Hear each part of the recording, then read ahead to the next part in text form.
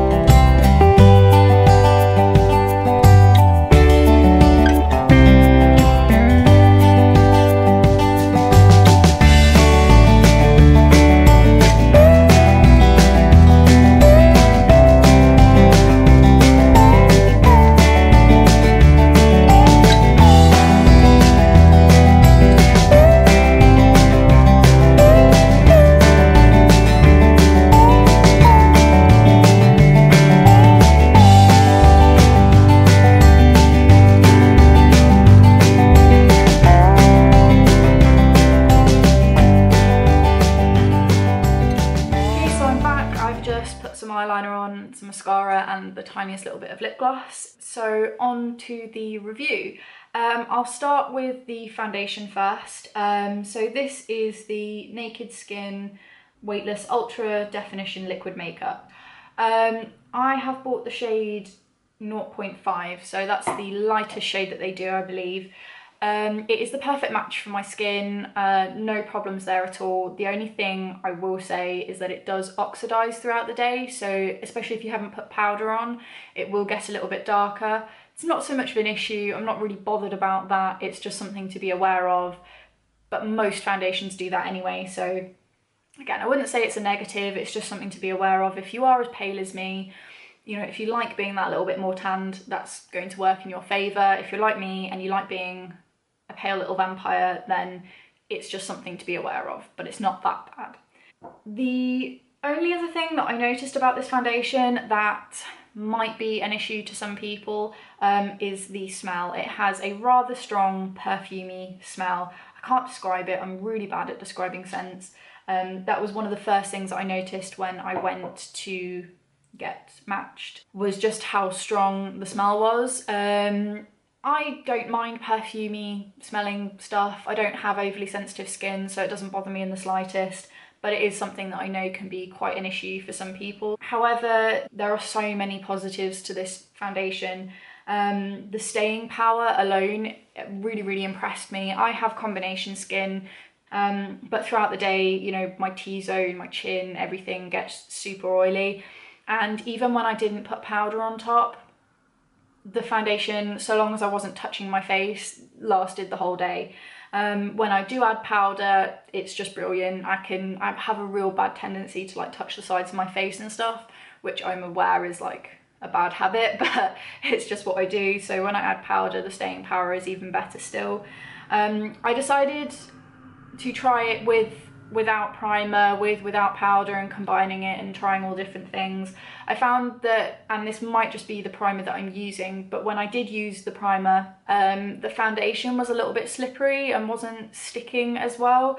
So I just scrapped the primer and just went straight on with the foundation, and I've had no problems. So if you've got a favourite primer or something, then by all means carry on using it, but I'm all about getting ready quite quickly, so if I can lessen one step, it's a bonus for me. So yeah, like I said, without powder, the staying power is pretty good, and it fares up quite well with my oily skin. I'm not the worst for oily skin, but I do definitely have oily skin. And then when I add my powder on top, it's just even more amazing.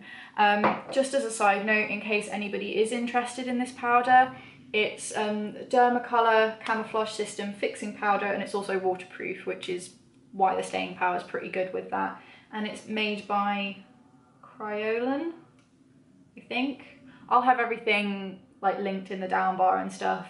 They are PETA approved, so they are still technically cruelty free, just in case anybody's wondering. So yeah, back to the foundation. The only other thing that kind of caught me off guard, that wasn't an issue, I just sort of had to get used to it, is the consistency of it. It's really liquidy. You would have seen when I first applied it to my face how it just started to run down the side. It kind of took me back a little bit, just because I've been used to using things like MAC Studio Fix Fluid, whatever it's called, and Illamasqua's Rich Liquid Foundation, which if any of you have tried this, it's like clotted cream. It's just so thick. So not a bad thing to have that it's so runny. It was just a little bit different. I've never really had foundations that have been that liquidy before, and it did concern me. I was like, ooh, this is quite, it doesn't seem like such a strong formula, you know. I was really worried that it wasn't going to provide me with the level of coverage, but I've honestly had no problem with that at all. It's definitely buildable. It's like supposed to be like a medium sort of coverage foundation, but if you, like, I put a layer of foundation on, leave it to dry, and just continue to add foundation where I need it, leave it dry and go back and forth, and you get a really nice natural lightweight coverage, which this foundation is completely lightweight. I can't feel it at all. So it is super lightweight even when I'm building it up and everything. I forget that I'm wearing foundation throughout the day, and I feel like it's a really natural looking coverage as well. I don't feel like I'm wearing stage makeup, which you can, if you're not careful, feel like you're wearing, you can feel you're wearing this foundation, for example. So that's really nice that it's so lightweight but still provides you with such good coverage. Yeah, so I think that's all I have to say about that. Absolutely love this foundation. I've used it loads. I don't normally wear makeup every day, but I found that I've been wanting to wear more makeup because actually applying the foundation and just the way it looks is just so nice, and it's just made me want to wear makeup, so I have been using it an awful lot. Moving on to the concealer, I got this in the shade Light Warm. I think they had a Light Cool or something like that. It was a little bit, this was a more yellowy toned concealer. I decided to go for the slightly warmer one because I was buying it with the intention of using it as an under eye highlight and concealer rather than just a general concealer. Although I do think that pretty much all of the concealers in this range are very highlighting and brightening. So I wouldn't necessarily use it for concealing blemishes, for example, but for hiding under eye bags and everything, it's amazing. I didn't apply too much today just because I'm not going out anywhere particularly special, so I don't need that extra level of coverage. But again, totally buildable, just like the foundation. I find the best way to apply this is to just literally put it under the eye, leave it set for a little bit, and then blend it out. If you try and blend it as soon as you put it on, it's not a liquidy runny consistency like this, but it's very wet, so I feel like I need it to dry a little bit so it doesn't sort of spread everywhere. Just gives you that little bit more control when you are actually blending it out. So yeah, again, absolutely really love this. I never used to be a big fan of concealers, but I have started to become more into using under eye highlights and stuff like that. So, you know, I did buy it with that intention and I'm really, really happy with it. They are not the cheapest things out there, but they're not ridiculously overpriced as well. I can't remember off the top of my head how much the concealer was. I think it was round about £17 and this was 28. So I will have links and everything, like I said, in the down bar with prices and stuff like that. I don't mind paying quite a bit of money for you know, foundation and concealers or anything that is my base makeup, because having nice clear skin is really important to me, and I feel like when you do go for some cheaper foundations, you can tell they don't look as natural, etc, etc. So I don't begrudge paying that kind of price for it. I feel like they're worth it. Yeah, so that's all I have to say about that. I love them both. They are definitely my two staples now, and I'm really happy that I went for them. If you have any other questions regarding these products or anything else at all, by all means leave a comment below the video, although I do tend to find getting notifications are a little bit weird at the moment. So if you have like an urgent question or anything that you want to ask me, if you follow me on Instagram, which is pixelmein, I'm on there all the time, so it's usually the best place to get hold of me. Other than that, see you in my next video. Bye guys.